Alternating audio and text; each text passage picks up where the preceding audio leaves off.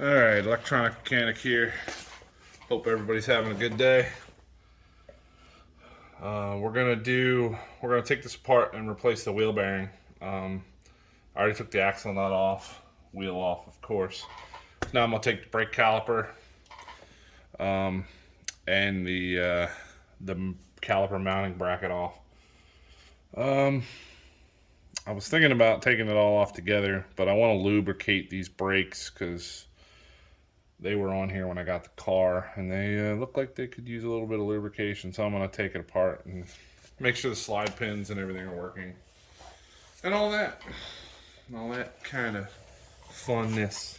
17 millimeter, man. That's some big caliper bolts.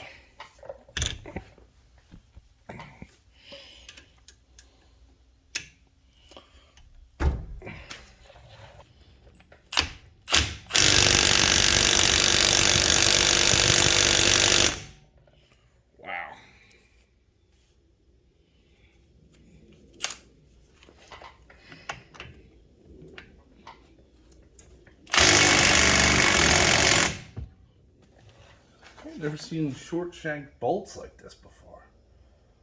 Why the hell are they so short? Goes to show you, nothing's ever easy.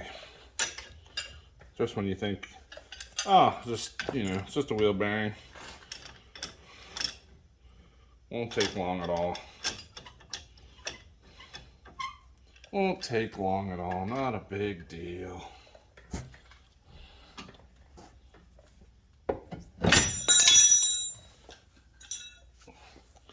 I ain't never seen a bolt with such a short head so that like everything you put on it wants to just round off.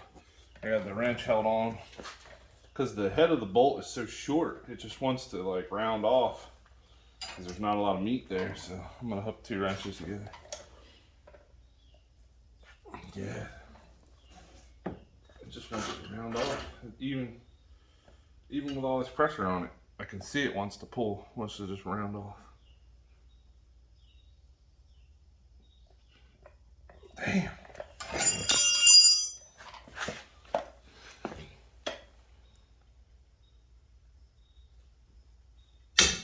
Oh my goodness, there it went.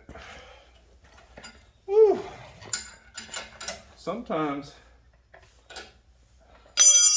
the bolts are tight. See how short the head is on that? If you don't have your tool in there just right, that's like only half the width of the bite of the wrench. Like trying to keep that from stripping is like impossible. I will be going and getting bolts with real heads. It wants to round that bolt off. I can see it. I can see it.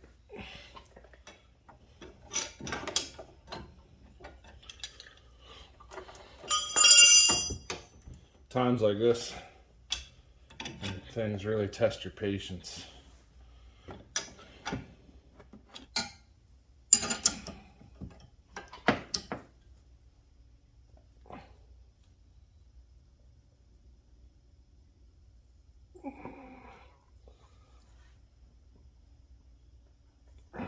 There it is.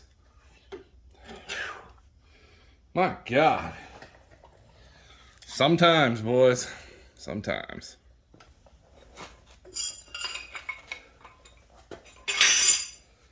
I'm sure a lot of you guys watching this have been here in this situation where a bolt won't come out, or an engineer thought that short-headed bolts was a good idea.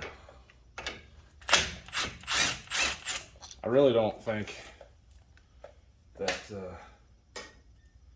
it's a good idea because you're just looking to strip stuff at that point. All right, so here we are over at the vise. Man, this workbench is a mess. Hope you guys don't judge me for my messy workbench. I have too many projects going on at one time, and I don't ever get a chance to clean. And here at the shop, at the house, I don't get paid to clean, so cleaning doesn't happen.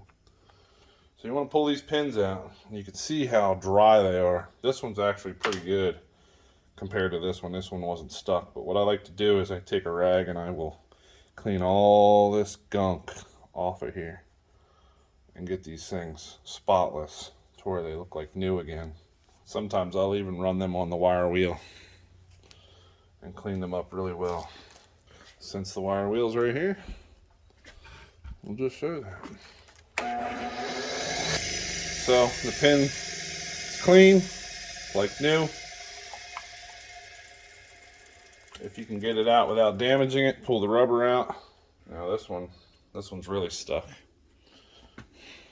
So just kind of want to work it out. And if you can get the rubber to come out or back it off this way. Whew, it was stuck in there pretty good. Now if you can get in here and kind of like collapse the rubber and get it out, because sometimes they're rusted in. And if these are not tore or messed up, you can reuse these. There's no reason to replace them unless they're ruined. But this one was stuck in there pretty bad too, so I'm going to take the rag to it just like I did the other one. And then once I get the bulk of the grease off, I'll run it on the wire wheel and clean it up. You can see all the dried grease.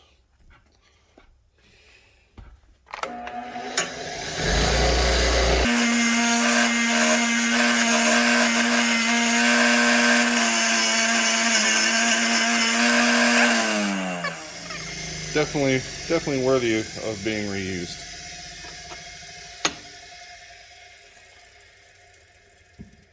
Definitely worthy of being reused. Now the next step is to clean these out.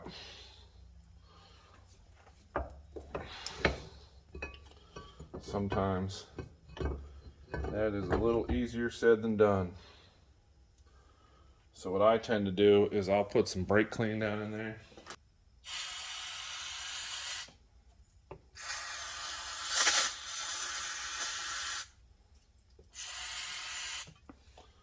Kind of put some brake clean down in there and let it sit. Now if you have a rounded wire brush, you could like wire brush that out. Almost like a gun cleaner brush.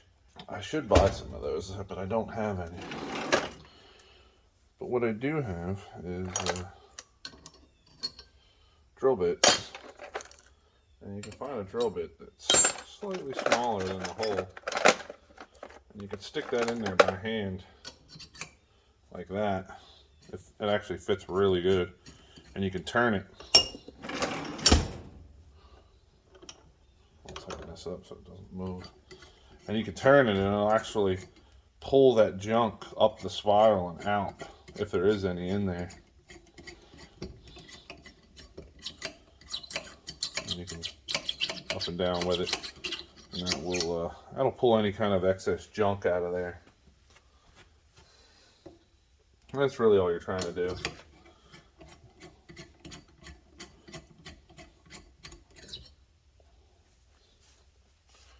Just kind of polishing the inside of it. All I'm doing is spinning this by hand. Don't put it in a drill. Don't put it in any kind of power tool. Just spin it with your hand.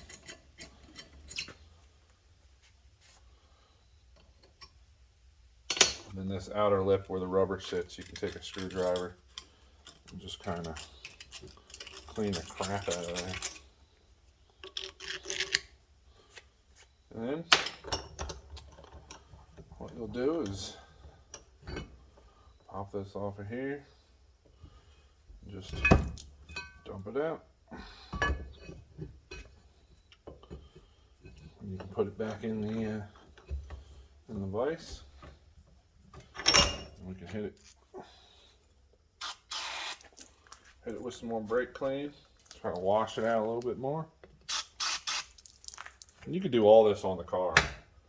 You don't need to take it off the car, but I like doing it. If you're taking it off, you might as well do it on a controlled surface like the workbench. Alright, so now that that's done, look down in there and they look really, really clean, really good. So now we can take these clips off. I'm not putting new brakes on this. I'm just going to put the brakes back on it. But I am going to clean these clips off. So I'm just going to take my rag. And you could probably leave them on there and do it.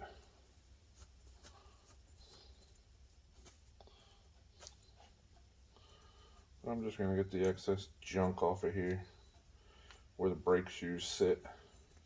These clips are just anti-rattle. That all looks really good. So we'll put that back on.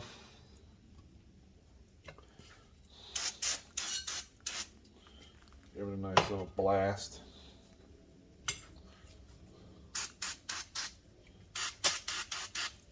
I'm just going to leave these on here and just clean. I'm just cleaning the area where the brake pads sit, because the rest of it doesn't really matter. Like I said, if they're not tore, you can reuse them. Maybe blow them out with some air. So I'll work these in. They just kind of force them in there like that. Then you want to take your slide pin. This is Permatex Ceramic Extreme Brake Lubricant. I either use this or Sil Glide. I see good things about it. So what I'm going to do is just a liberal coating. You don't want to put too much because you'll actually get like a hydraulic effect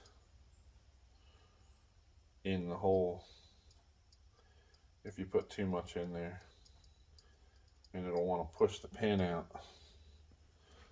So just gonna kind of work it in there, give it a little bit of a spin, and as you can see, it moves a lot better. Now, since I've completely cleaned these out, I'm going to take it back out and just put a little bit more on it. Pull the rubber boot back and let the air out as you push in on it.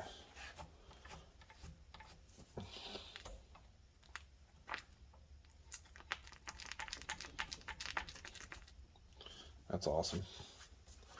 That's how it should be. It should move very freely in and out.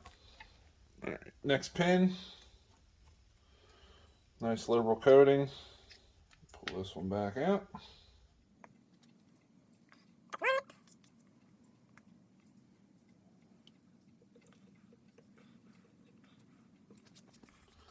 Like I said, pull the rubber back so it lets the air out.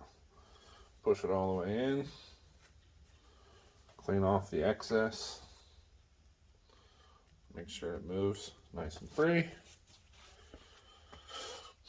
And then brake pads. What I like to do is I'll run these edges on the wire wheel so they're nice and clean.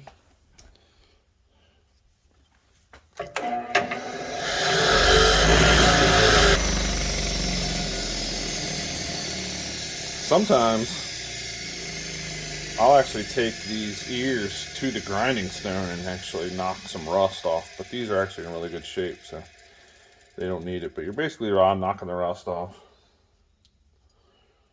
so that you have a nice, beautiful surface to put new. I like this, having the brush. The Sil Glide just comes in a tube,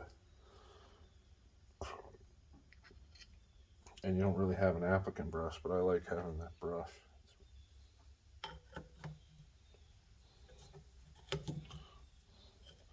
Since it's not on the car, I'm looking at it backwards. The hump goes up. Duh. You know what this means? If I'm doing this to this side, it means I gotta take the back side or the other side off. And the back, because I can't just leave it alone.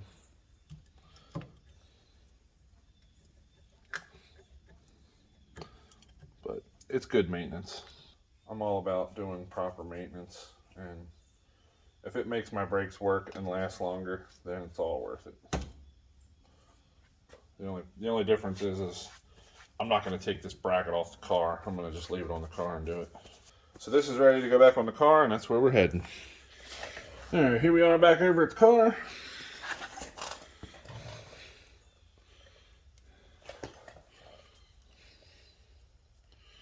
We're going to stick this back on.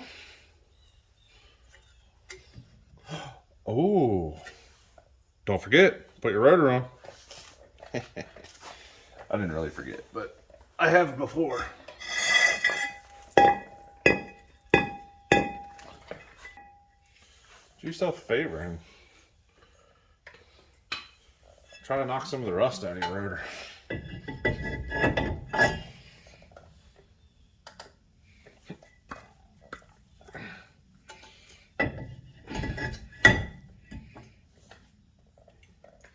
Now, I'm guessing there's supposed to be a screw in there to hold the rotor on, but whoever did the brakes last didn't put it in, so boo on them.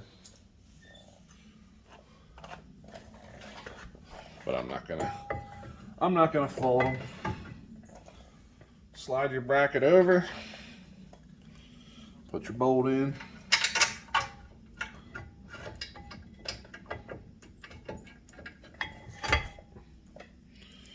Your other bolt,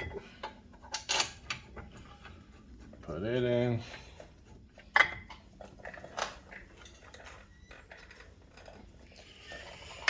push in on your brakes,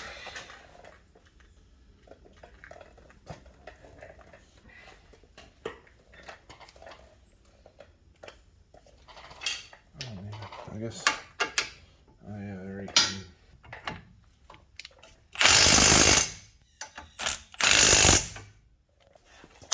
76 foot-pounds. I don't know if this torque wrench goes that low. It does. 76.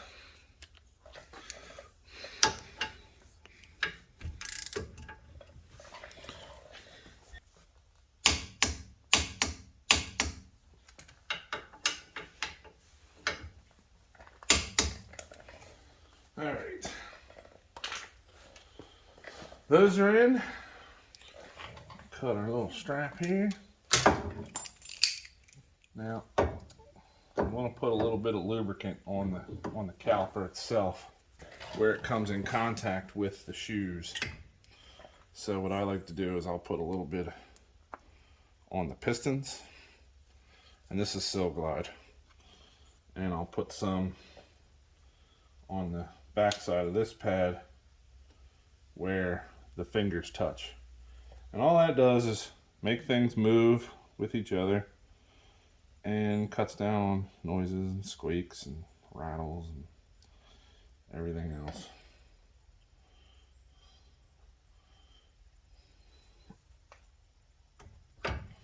And the best part is it's not going to hurt anything. When the world's full of positives, there are no negatives. So I'm going to take this stripped ass bolt, turn these here so it's right, and I'm just going to finger thread that in just so the caliper can't fall. And I'm going to head off to the hardware store, try to find these or something like them, because this is out of control. Till we meet again. Alright, so I got back from the hardware store. This is what I found. It's a Ace Hardware, and they have a really good hardware selection. So these bolts have this real thin head. So it's a metric. It's a M10 by 1.25. So they're very similar in length. They're actually like, it's such a short distance difference. It's not going to matter. There's still plenty of threads going to be in there. So, going to put them in. Tighten them up, and this brake job will be done. And the next time I have to take these off, I won't have to worry about stripping them. Just snug them down. 17 millimeter. That's it. Those brakes are done.